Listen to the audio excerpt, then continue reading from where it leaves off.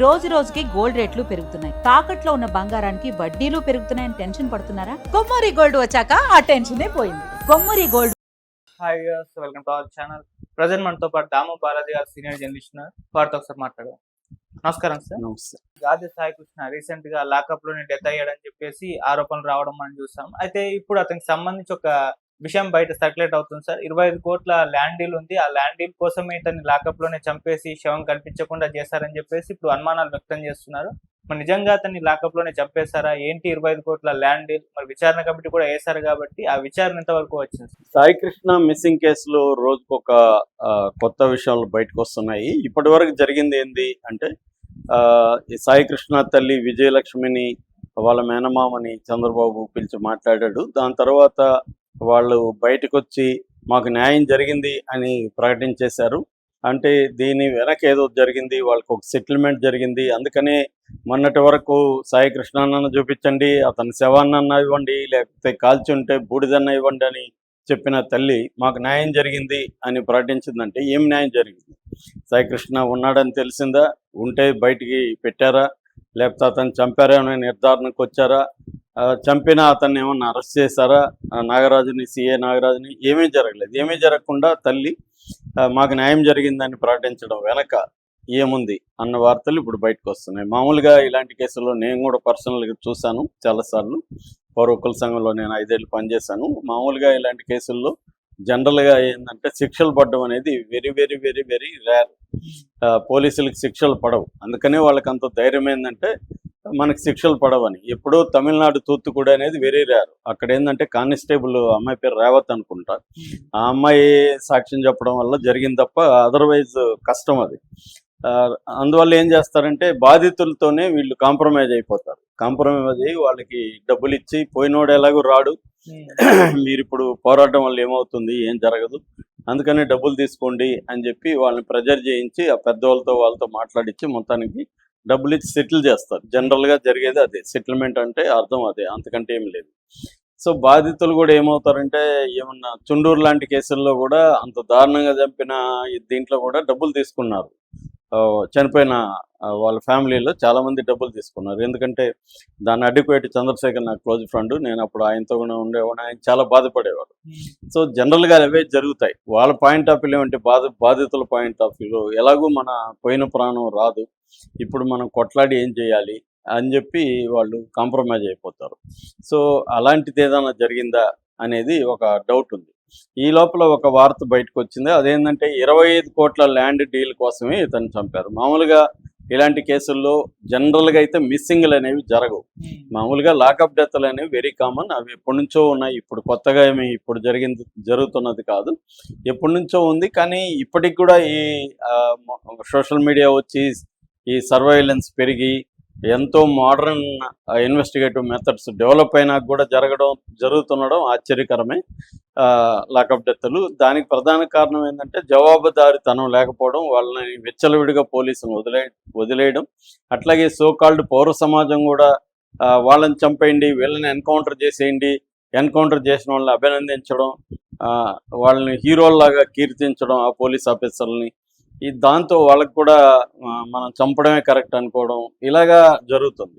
So చట్టాన్ని మోసం చేయడం కోసం ఈ మధ్యకాలంలో డైరెక్ట్గా చంపకుండా ఎన్కౌంటర్ పేరుతో చెరువులు తోసేసి చెరువులు దూకేయడం, చనిపోయాడని చెప్పడం, చంపేయడం, చెరువులో ముంచేయడం, ఈ కొత్త మెథడ్స్ అమలవుతున్నాయి. అయితే ఇది ఇంకా విచిత్రమైనది ఏంటంటే చంపి శవాన్ని బూడిద చేసేసారు, శవం కూడా కనబడలేదు.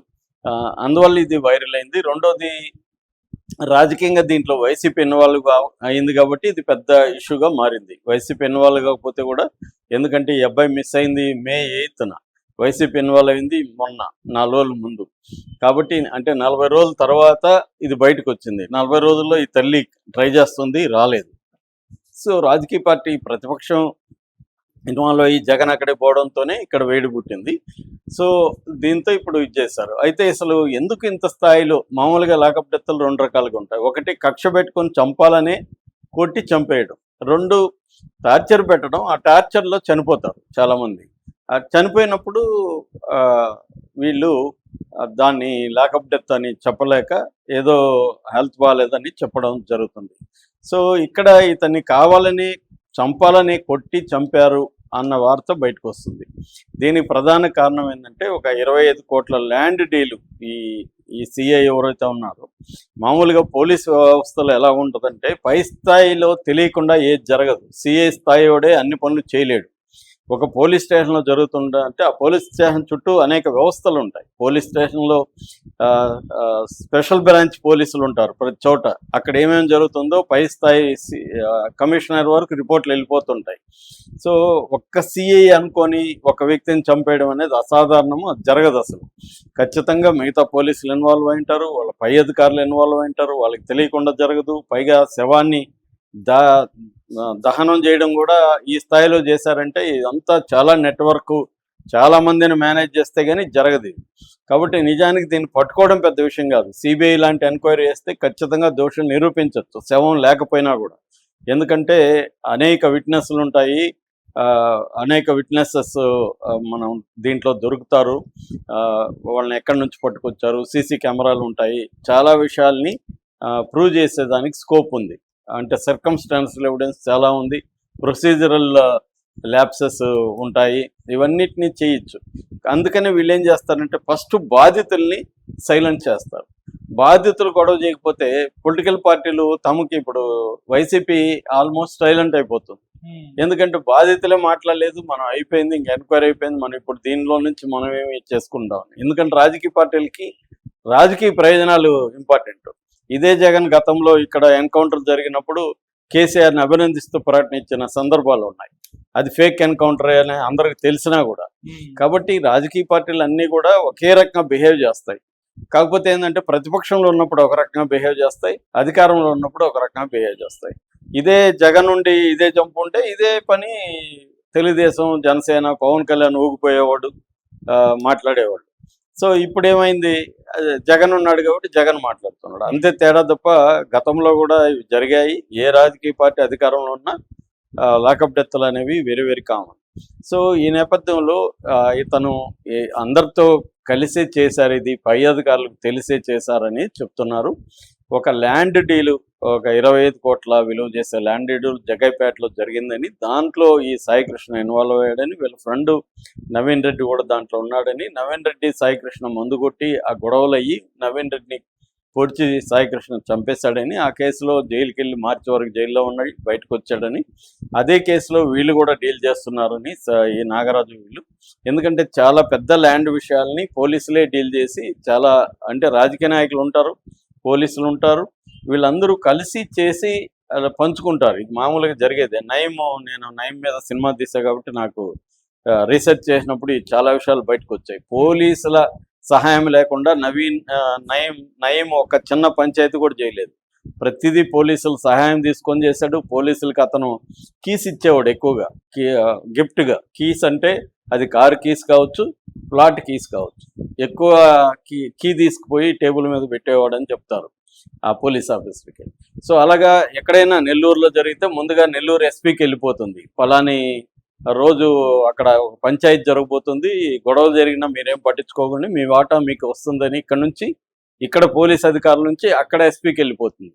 అలాగా నయం నెట్వర్క్ని ప్లాన్ చేసుకున్నాడు. సో అలాగే ఇక్కడ కూడా ల్యాండ్ డీలింగ్స్ అనేవి రాజకీయ నాయకులు, రౌడీలు, పోలీసులు ఈ ముగ్గురు కలిసి చేస్తూ ఉంటారు. జనరల్గా జరిగేవి అవే.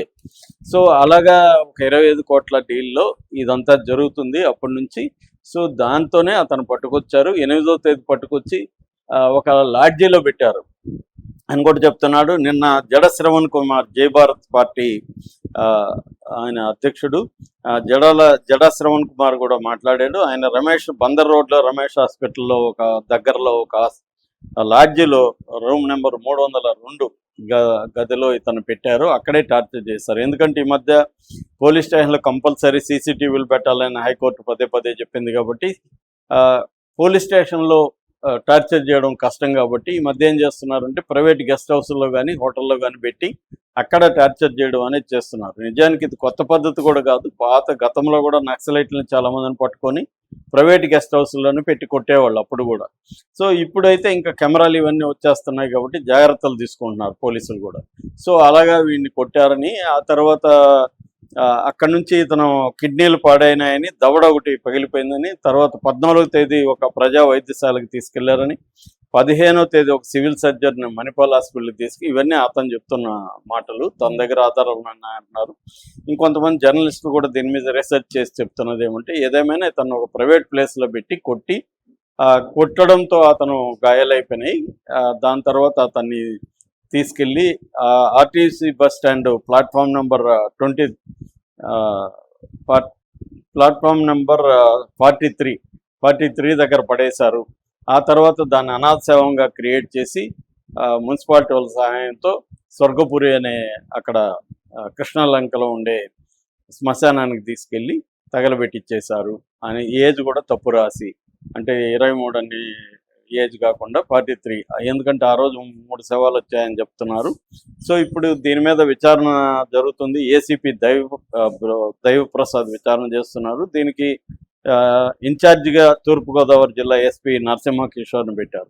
అంటే ఇక్కడ నాకు తెలిసి ఈ కేసు ఎలా ముందుకెళ్తుందంటే, ఒకటి బాధితులకి ఆల్రెడీ ఒక రకమైన న్యాయం జరిగిపోయినట్టే, ఎందుకంటే వాళ్ళు ఈ న్యాయం చాలు మాకని వాళ్ళు డిసైడ్ అయినట్టు. సో అంటే వాళ్ళకి ఏదో పరిహారం అందింది, ఆ పరిహారం ఏ రూపంలో అందింది దాన్ని పక్కన పెడితే దానివల్ల ఇంకో వాళ్ళు పెద్దగా దీని మీద ఫోకస్ చేయరు. రెండోది, కోర్టు 29కి అంతా ప్రొడ్యూస్ చేయాలి.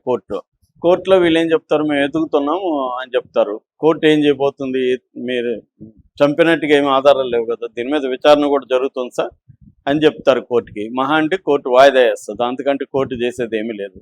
మూడోది, విచారణ పెద్ద ఎత్తున జరుగుతున్నట్టు బిల్డప్ ఇస్తున్నారు. మీరు గమనిస్తే అడుగడుకు ఇలా విచారిస్తున్నారు, అలా విచారిస్తున్నారు, ఏమంతా బిల్డప్ ఇస్తున్నారు. కొద్ది రోజులు ఇది జరుగుతుంది. ఆ తర్వాత విచారణ ఏమైందో జనం పట్టించుకోరు, మీడియా పట్టించుకోదు, ప్రతిపక్షాలు పట్టించుకోరు. విచారణలో ఇతని మీద ఏమీ తేలలేదు.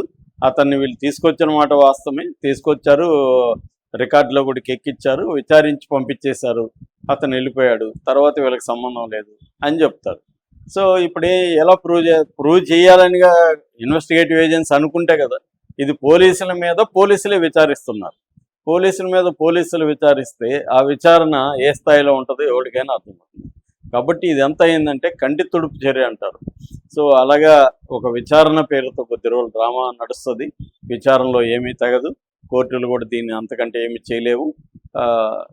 బాధితులు సైలెంట్ అయిపోయారు, ప్రతిపక్షం కూడా వేరే ఇష్యూలోకి వెళ్ళిపోయి సైలెంట్ అయిపోతుంది. దాంతో ఇది సమస్య పోతుంది. మ్యాక్సిమం ఇదే జరుగుతుంది. ఒకవేళ జడ శ్రవణ్ కుమార్ అన్నట్టుగా కోర్టుకి వెళ్ళి సిబిఐ వేసి దీని మీద ఏమన్నా జరిగితే కొంతవరకు ముందుకెళ్ళచ్చు, అది కూడా చెప్పలేము. మామూలుగా నాకు తెలిసి అయితే ఇలాంటి కేసుల్లో జరిగే రిజల్ట్ అయితే ఇదే, అంతకంటే ఏం జరగదు. Thank you so much.